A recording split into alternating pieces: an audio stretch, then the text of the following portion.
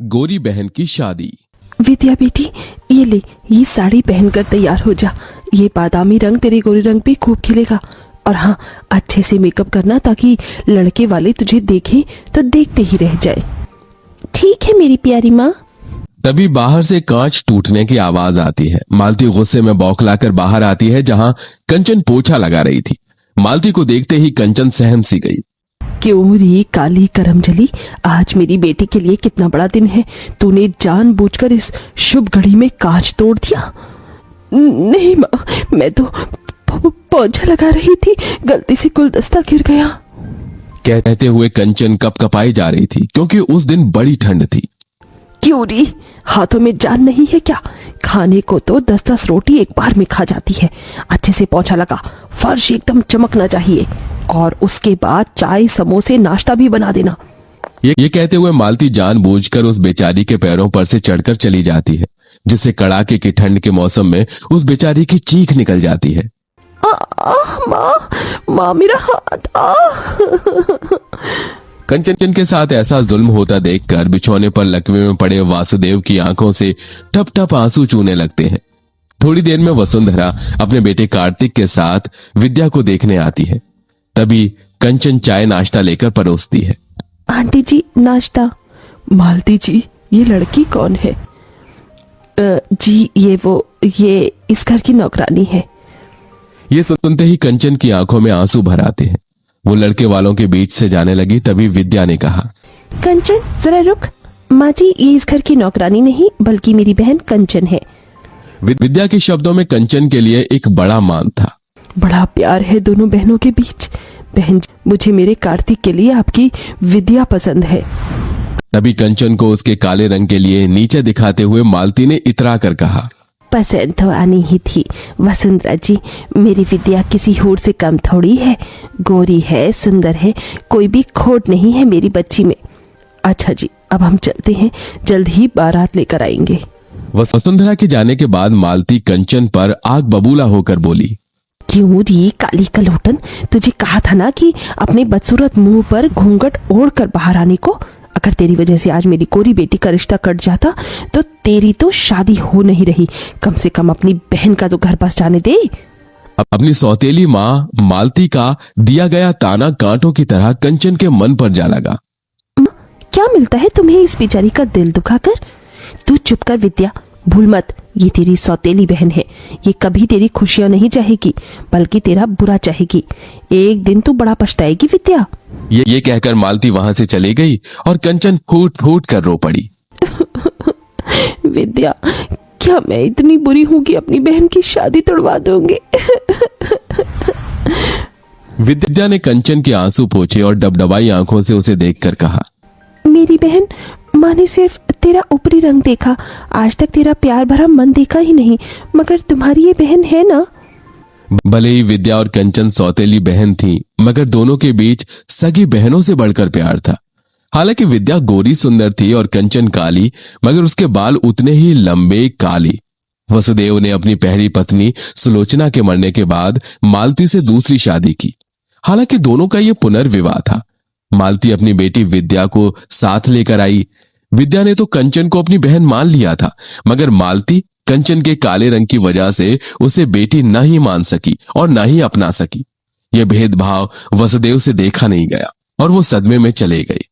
हालांकि मालती ने कंचन को गरीब घर में ब्याहने के लिए बहुत से ऐसे रिश्ते देखे, मगर उसके काले रंग के चलते वो भी रिश्ते वाले उसे ठुकरा गए। क्योंकि कहते हैं ना, नियति का तय हुआ कोई नहीं टाल सका। जिसके बाद विद्या की शादी अमीर घर में तय हो गई और गुजरते दिन के साथ शादी की रस्में अब शुरू हो गईं। दिया बेटी, देख, मैंने तेरे हल्दी और मेहंदी के लिए 2 लहंगे बनवाए हैं। सुंदर है? हाँ माँ, बहुत सुंदर है। पर माँ, कंचन के लिए लहंगा? कंचन का नाम सुनते ही मालती चिढ़ गई। अरे शादी तेरी है, उसकी थोड़ी होने वाली है। दुल्हन तू है और कंचन मेरी बहन। अरे देख, इस पीले वाले लहंगे में कितने अच्छे बेल बूटे हैं और ये हरा वाला लहंगा मेहंदी के टाइम पर पहनना है। तेरी माँ ने कैमरे वाले को भी बुलाया है और तू चिंता मत कर, उसे भी दे दूंगी मैं कपड़ा। थैंक यू माँ। मालती ने कंचन को देखते हुए उसे एक बड़ा पुराना सा सूट पहनने को दिया, जो कि कई जगह से फटा भी था। एरी कर लो, ये ले पहन लियो तू। बिना किसी शिकायत के कंचन ने उसे स्वीकार कर लिया और विद्या को हल्दी मेहंदी लगने लगी। पड़ोसनों ने गाना बजाना भी शुरू कर दिया। हल्दी लगाओ रे, तेल चढ़ाओ रे, बन्नों का गोरा बदन चमकाओ रे। मेरी बच्ची कितनी सुंदर लग रही है। अरे मालती, अब क्या विद्या को हल्दी में ही नहला देगी? और क्या, रज रज के हल्दी लगाऊंगी, तभी तो मेरी विद्या का गोरा रंग खिलेगा। सबने अपने बारी बारी से विद्या को हल्दी लगाई, मगर कंचन एकदम पीछे खड़ी थी। कंचन, तू अपनी बहन को हल्दी नहीं लगाएगी? आना, दूर क्यों खड़ी है? तभी मालती ने कंचन को हल्दी लगाने से रोक दिया। क्या हुआ माँ, तुमने मुझे रोक क्यों दिया? क्योंकि मैं नहीं चाहती कि तू अपने इन मनहूस काले हाथों से मेरी बेटी को हल्दी लगाए। कहीं मेरी बेटी का रिश्ता टूट गया तो? इतना अच्छा घर द्वार मिला है। मालती के साथ सभी पड़ोसन भी कंचन पर ताना कसने लगी। ठीक कह रही है मालती। अरे ये तो है ही अभागिन, दुनिया में आते ही माँ को खा गई। वही तो, इसे तो इस शादी के शुभ रस्मों से भी दूर ही रखो, इसकी काली नजर न लग जाए। होने वाली दुल्हन को वैसे भी इतनी गोरी और सुंदर जो है। बस बहुत हुआ। मैं मानती हूँ कि मेरी बहन का मुझे हल्दी लगाना मेरे लिए शुभ है। कंचन, मुझे हल्दी लगा। कंचन ने अपनी गोरी बहन को हल्दी मेहंदी लगाई, तभी कुछ हल्दी उसके चेहरे पर लग गई। हे राम, ये तो अपशकुन है। दुल्हन की हल्दी इसे भी लग गई। कंचन उस हल्दी को धोने लगी, तभी रुक जा कंचन, कहने दे इन्हें जो कहना है। मेरे लिए ये शुभ शगुन है। मुझे तो डर है बहना, कहीं ये कल्लो अपनी बहन की शादी काट कर खुद ना दुल्हन बन जाए। ये सुनकर तो जैसे मालती के मन में डर बैठ गया। शादी का दिन भी आ गया। कंचन विद्या के लिए खुश भी थी और उदास भी। विद्या, आज तू अपनी सवागन बहन को छोड़कर ससुराल चली जाएगी और मैं इस घर में तेरे बिना अकेली रह जाऊंगी।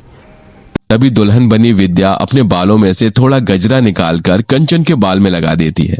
इस गजरे में तो मेरी बहन के लंबे काले बाल एकदम कह ढा रहे हैं।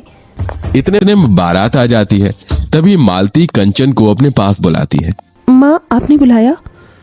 हाँ कंचन, तू अपनी बहन से कितना प्यार करती है? अचानक ये सवाल क्यों माँ? क्योंकि मैं जानती हूँ जब से विद्या का रिश्ता इतने बड़े घर द्वार में लगा है तुझसे देखा नहीं जा रहा, इसीलिए तू ये रिश्ता काटना चाहती है ताकि तेरी ताल गल सके और तेरी कोरी बहन की जगह कार्तिक से तू शादी कर सके। ये सुनकर कंचन टूट सी गई। नहीं माँ, ऐसा नहीं है। अगर ऐसा नहीं है तो फिर क्यों सजी धजी है तू? शादी तो तेरी बहन की है। साबित कर दे कि तू मेरी विद्या का बुरा नहीं चाहती। और फिर कंचन ने वहां रखा गमला अपने पैरों पर गिरा लिया, जिससे कि ठंड के उस मौसम में वो तड़प गई। माँ, लो माँ, इस बदनसीब बहन ने साबित कर दिया। आप अगर चाहती हैं कि मैं विद्या की शादी में शामिल न हूं तो मैं नहीं जाऊंगी माँ। तभी दूर से आदर्श ने ये सब देखा। उधर विद्या कंचन को ढूंढने लगी। आदर्श ने उसे सारी बात बता दी, साथ ही अपना फैसला सुनाया। वसुंधरा मामी, मैं कंचन का हाथ थामना चाहता हूँ, उससे शादी करना चाहता हूँ। ये सुनकर विद्या कंचन के लिए बहुत खुश हुई। देखा माँ, जिसकी जोड़ी जब लगनी होती है ऊपर वाला उसे मिला ही देता है। देखो, मेरी बहन का खुशियों भरा भाग्य उसके सामने खड़ा है। मालती के मन में पछतावे का गुबार भरा था, जो आंसू बनकर बहने लगा। कंचन बेटी, अपनी माँ को माफ कर दे। मेरा ही मन मैला था, इसलिए विद्या के लिए तेरा प्यार कभी देख न सकी। बोल, तेरे लिए क्या करूं? बस इतना कर दो माँ कि आज अपनी इस बेटी को मायके की चुनरी उड़ाकर विदा कर दो। ये सुनकर सभी का दिल निकल आया, जिसके बाद कंचन का कन्यादान उसकी गोरी बहन के साथ उसी मंडप में हो गया और दोनों विदा हो गई।